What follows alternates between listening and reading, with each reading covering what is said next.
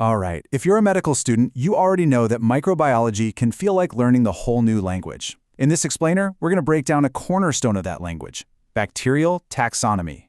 By the end, you'll have a solid grip on the system that scientists and clinicians use every single day to classify, name, and identify the bacteria you're going to encounter in your practice.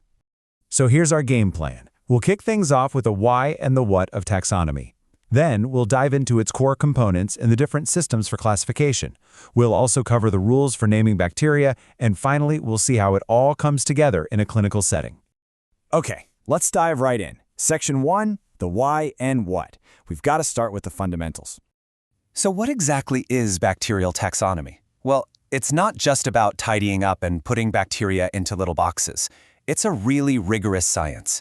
It gives us a framework for organizing them based on, well, everything, from their shape and genetics to their unique biochemical properties. And this is why it really matters for your future career. Think about it. Without a proper classification system, you can't accurately identify the bug that's causing an infection. And if you can't identify it, there's no way you can diagnose it correctly or choose the right antibiotic. A solid grasp of taxonomy literally impacts patient outcomes. On to Section 2, core taxonomic components. The entire science of taxonomy really boils down to three main activities. Let's call them the three pillars. And here they are, the three big ones you need to remember. First, you have classification. That's the actual grouping of organisms. Next up is nomenclature, which is the process of naming them. And finally, there's identification, which is all about recognizing them in a clinical setting. Let's break each one down. First up, classification. This is the process of sorting bacteria into groups that are related. It's kind of like creating a library where all the books on a similar subject are kept together. It just makes it so much easier to find exactly what you're looking for. Second, we have nomenclature. This is huge because it gives us a universal scientific language. When a doctor in Mumbai says Staphylococcus aureus, a doctor in Miami knows exactly which organism they're talking about. It completely eliminates confusion and makes sure we're all on the same page. And finally, identification. This is where all that theory hits the clinical lab. When you get a sample from a patient, identification is the process you use to figure out, okay, what exactly is this bug? It's the detective work that pinpoints the culprit behind an infection. All right, Section 3, systems of classification. Now that we know what classification is, let's get into how it's actually done. There are three main approaches that scientists use. You'll definitely want to remember these three systems. First, there's phylogenetic, which is based on evolutionary relationships. Then, you have Adansonian, which uses overall similarity. And finally, molecular, which is all about genetics. Let's take a look at each one. In this picture right here, it's a perfect illustration of the phylogenetic approach. It organizes bacteria based on their evolutionary history, basically creating a family tree. You can literally see how different groups branch off from common ancestors over time. So to build that tree, phylogenetic classification looks at a whole combination of observable traits. We're talking about everything from their shape, are they little round cocci or rod-shaped bacilli, to how they react to a gram stain, all the way to the specific biochemical tests they pass or fail. This phylogenetic system uses a really clear hierarchy of ranks, or taxa. Using the famous E. coli as our example, you can see how it's classified at each level. You get more and more specific as you go down from the broad kingdom all the way to the very specific species. Now, the second method, Adansonian, is, well, it's totally different. It takes a purely data-driven approach.